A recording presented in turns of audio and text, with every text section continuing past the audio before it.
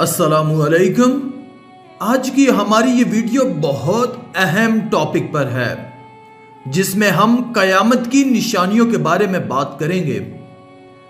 قیامت کی نشانیوں کے بارے میں بہت سی احادیث اور بہت سی کتابوں میں بہت جگہ ذکر کیا گیا ہے، جس کا اگر تفصیلی مطالعہ کیا جائے تو پتہ چلتا ہے کہ قیامت کی بہت سی نشانیاں پوری ہو چکی ہیں اور چند ایک رہتی ہیں۔ حال ہی میں UAE میں ایک واقعہ پیش آیا جس میں ایک مندر کا افتتاح کیا گیا۔ بہت سے علماء اکرام UAE میں بننے والے اس مندر کو قیامت کی نشانی کے ساتھ منسلک کر رہے ہیں۔ اس مندر کو حضور نبی کریم صلی اللہ علیہ وآلہ وسلم کی ایک حدیث کے سچے ہونے کے ساتھ دیکھا جا رہا ہے، جس میں حضور نبی کریم صلی اللہ علیہ وآلہ وسلم نے عرب قبائل کی بت پرستی میں مبتلا ہونے کی پیشن گوئی فرمائی تھی۔ حدیث کے مفہوم کے مطابق نبی کریم صلی اللہ علیہ وآلہ وسلم نے فرمایا کہ قیامت اس وقت تک قائم نہیں ہوگی کہ جب تک عرب کے کچھ قبائل مشرکین کے ساتھ مل کر بتوں کی عبادت نہ کرنے لگیں۔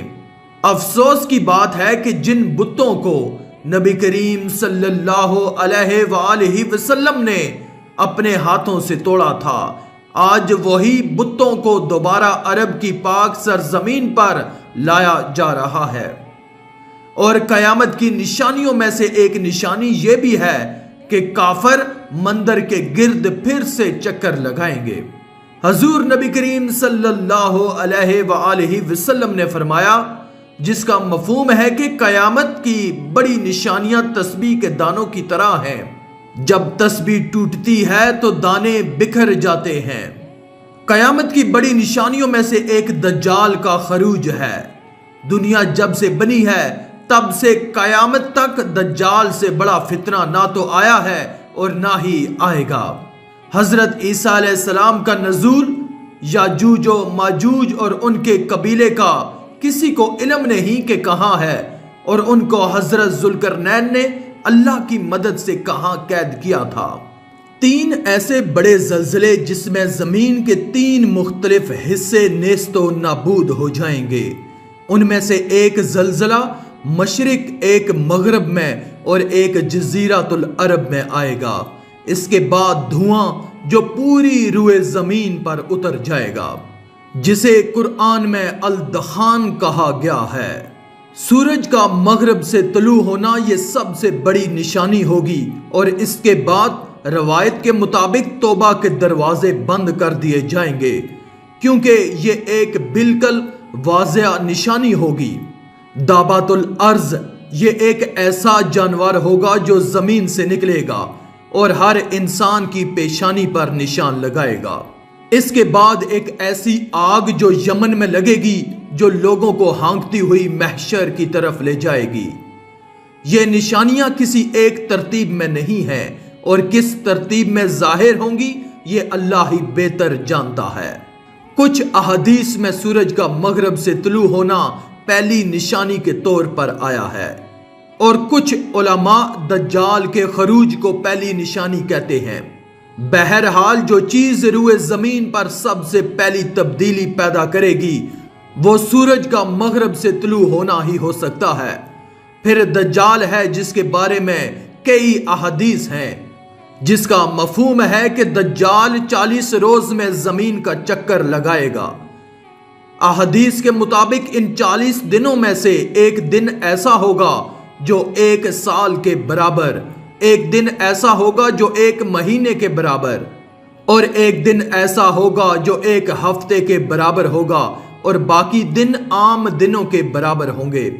دجال ایک آنکھ والا ہوگا اور اس کی پیشانی پر کافر لکھا ہوگا، جس کو پڑھنے کے لیے پڑھا لکھا ہونا ضروری نہیں ہوگا، اس کے لیے صرف ایمان کا ہونا کافی ہے، اور یہ ایمان پڑھے لکھے اور ان پڑھ اور زبانوں کے اختلاف کو ختم کر دے گا۔ مکہ مدینہ کے علاوہ دجال دنیا کے ہر مقام تک جائے گا۔ اس کی ایک جنت ہوگی اور ایک جہنم ہوگی۔ جبکہ در حقیقت اس کی جنت جہنم ہوگی اور جہنم جنت ہوگی۔ رسول اللہ صلی اللہ علیہ وآلہ وسلم نے فرمایا کہ اگر تم میں سے کوئی اس زمانے کو پائے تو آنکھیں بند کر کے اس کی آگ میں کود جائے، وہاں ٹھنڈا پانی ہوگا۔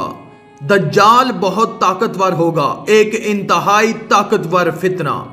وہ تمام لوگ جن کا ایمان کمزور ہوگا اس کی طرف کھینچے چلے جائیں گے اور اس کی باتوں کو اپنا لیں گے اور اس پر عمل کریں گے، لیکن وہ سب جھوٹ ہوگا، اور جھوٹ چاہے کتنا ہی طاقتور کیوں نہ ہو ایک نہ ایک دن کھلتا ضرور ہے۔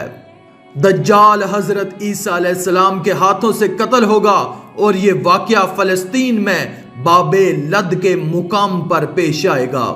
حضرت عیسیٰ علیہ السلام فجر کی نماز کے وقت دمشق کی ایک مسجد میں نازل ہوں گے، ان کے ہاتھ فرشتوں کے پروں پر ہوں گے، نماز کا وقت ہو چکا ہوگا اور مسلمان حضرت امام مہدی کی امامت میں نماز ادا کرنے کے لیے تیار ہوں گے۔ حضرت امام مہدی حضرت عیسیٰ علیہ السلام کو دیکھ کر پیچھے ہٹ جائیں گے، لیکن اللہ تعالیٰ نے یہ کرامت محمد صلی اللہ علیہ وآلہ وسلم کے لیے رکھی ہے کہ حضرت عیسیٰ علیہ السلام ایک امتی کی حیثیت سے حضرت امام مہدی کے پیچھے عام مسلمانوں کے ساتھ نماز ادا کریں گے۔ اس کے بعد کے واقعات میں دجال کے ساتھ جنگ ہے، اور اس کے قتل کے بعد اللہ تعالیٰ کے حکم سے حضرت عیسیٰ علیہ السلام امت مسلمہ کو لے کر پہاڑ طور پر روانہ ہوں گے۔ یاجوج ماجوج کا خروج ہو چکا ہوگا اور ان سے مقابلہ کرنا آسان نہیں ہوگا۔ وہ تعداد میں اتنے زیادہ ہوں گے کہ ہر طرف سے حملہ آور ہوں گے، زمین کا سارا پانی پی جائیں گے، لوگ ان سے بھاگیں گے، اور جب یہ سمجھیں گے کہ انہوں نے تمام لوگوں کو ختم کر دیا تو وہ اپنے تیر آسمان کی طرف چلانا شروع کر دیں گے۔ اللہ تعالیٰ ان کے تیروں کو خون آلود کر کے واپس بھیجے گا۔ وہ خوش ہو کر کہیں گے کہ ہم نے زمین والوں کو بھی ختم کر دیا، اب آسمان والوں پر بھی ہم نے غلبہ حاصل کر لیا ہے۔ پھر وہ مسلمانوں کا محاصرہ کریں گے، اور وہ بہت سخت محاصرہ ہوگا۔ حضرت عیسیٰ علیہ السلام اور تمام مسلمان اللہ سے دعا کریں گے، اور اللہ تعالیٰ ان کی دعا قبول فرما کر یاجوج و ماجوج پر عذاب بھیجے گا، جو کہ کیڑوں کی شکل میں ان کے جسم میں داخل ہو کر ان کو مار دے گا۔ حضرت عیسیٰ علیہ السلام اور مسلمان باہر آئیں گے، لیکن روئے زمین پر کوئی ایسی جگہ نہیں ہوگی جہاں ان کی لاش موجود نہ ہو۔ وہ تعداد میں اتنے زیادہ ہوں گے کہ ساری زمین ان کی لاشوں سے پر ہوگی۔ حضرت عیسیٰ علیہ السلام دوبارہ دعا فرمائیں گے، اور اس بار اللہ تعالیٰ زوردار بارش بھیج کر پوری روئے زمین کو صاف فرما دیں گے۔ اس کے بعد حضرت عیسیٰ علیہ السلام صلیب کو توڑ کر ختم کر دیں گے، اور اس طرح شرک جو حضرت عیسیٰ علیہ السلام کے نام پر ہو رہا تھا ہمیشہ کے لیے ختم ہو جائے گا۔ اس کے بعد خنزیر کا خاتمہ ہوگا۔ یہ وہ وقت ہوگا جب ایک بار پھر سے روئے زمین پر عدل قائم ہو رہا ہوگا۔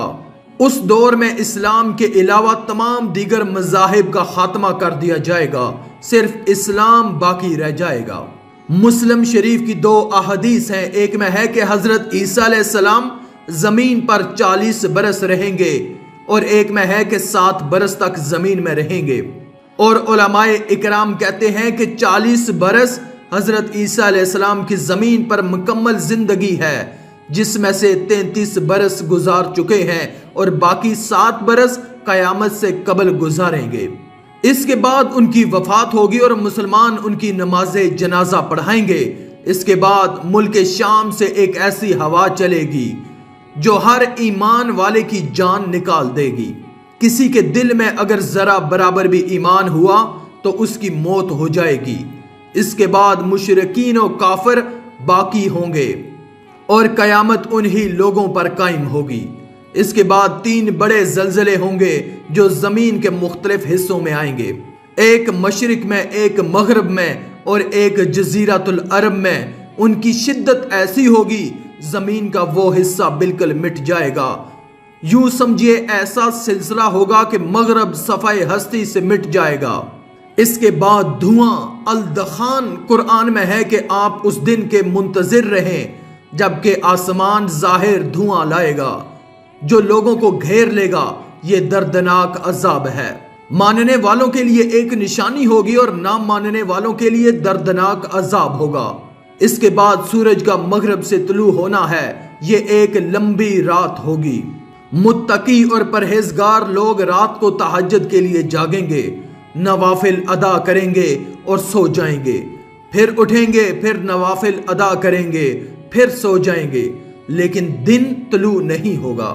پھر سے سو کر اٹھیں گے، نفل پڑھیں گے اور سو جائیں گے کہ فجر کا وقت ہونے والا ہے، لیکن پھر بھی کچھ نہیں ہوگا۔ تب وہ سمجھیں گے کہ کچھ گڑبڑ ضرور ہے۔ پھر سورج طلوع ہوگا لیکن سب کچھ تبدیل ہو چکا ہوگا، کیونکہ مشرق کے بجائے مغرب سے سورج نکلے گا۔ توبہ کے دروازے بند کر دیے جائیں گے۔ یہ ایک واضح نشانی آسمان پر پوری آب و تاب کے ساتھ چمک رہی ہوگی۔ قرآن کریم کے تمام حروف آسمان پر اٹھا لیے جائیں گے، صرف اور صرف سادہ کاغذ رہ جائیں گے۔ لوگ توبہ کرنا چاہیں گے لیکن تب بہت دیر ہو چکی ہوگی۔ دابت الارض یہ ایک ایسا جانور ہوگا جو مومنین اور کافروں کو الگ الگ نشان لگائے گا، لوگوں سے بات کرے گا، اور اس کے ہاتھ میں حضرت موسیٰ علیہ السلام کا عصا ہوگا اور ایک ہاتھ میں حضرت سلیمان علیہ السلام کی مہر ہوگی۔ حضرت موسیٰ علیہ السلام کے عصے سے ایک مومن کے چہرے پر نشان لگائے گا اور حضرت سلیمان علیہ السلام کی مہر سے ایک کافر کے چہرے پر نشان لگائے گا۔ حدیث میں ہے کہ لوگ ساتھ کھائیں گے اور ایک دوسرے کو یا مومن یا کافر کہہ کر پکاریں گے۔ اس کے بعد ایک زبردست آگ ہوگی جو یمن میں لگے گی اور لوگوں کو ہانکتی ہوئی محشر تک لے جائے گی۔ لوگ آگے آگے اور آگ ان کے پیچھے پیچھے، جو پیچھے رہ جائیں گے وہ جل جائیں گے۔ یمن میں کئی آتش فشاں کے دہانے موجود ہیں، خیال کیا جاتا ہے کہ یہ آگ یہیں سے نکلے گی۔ میدان حشر کے بارے میں اختلافات ہیں، بعض لوگ عرفات کے میدان کو میدان حشر کہتے ہیں، جبکہ شام، اردن، لبنان اور فلسطین کے متعدد مقامات کی طرف بھی اشارہ ہے۔ یہیں پر بیت المقدس بھی ہے، اور کئی احادیث میں حضور نبی کریم صلی اللہ علیہ وآلہ وسلم نے اس مقام یعنی بیت المقدس اور فلسطین کی تعریف فرمائی ہے۔ مسلمانان عالم یہیں پر مسلسل مصروف جہاد ہے، تمام بڑی جنگیں یہیں پر ہوئی ہیں، اور یہ دنیا کا واحد حصہ ہے جہاں روز اول سے جہاد جاری ہے، اور یہیں پر دجال اور یہودیوں کا خاتمہ ہوگا۔ آخر میں اللہ رب العزت سے دعا ہے کہ اللہ ہمیں ان تمام فتنوں سے بری فرمائے اور نیک اعمال کرنے اور برائی سے بچنے اور بچانے کی توفیق عطا فرمائے، آمین یا رب العالمین۔ آج کی اس ویڈیو میں تھا بس اتنا ہی۔ مزید اسلامی ویڈیوز حاصل کرنے کے لیے اللہ کی قدرت چینل کو سبسکرائب کر دیں اور ساتھ میں موجود بیل کے آئیکن کو دبا کر آل پر کلک کر دیں۔ شکریہ۔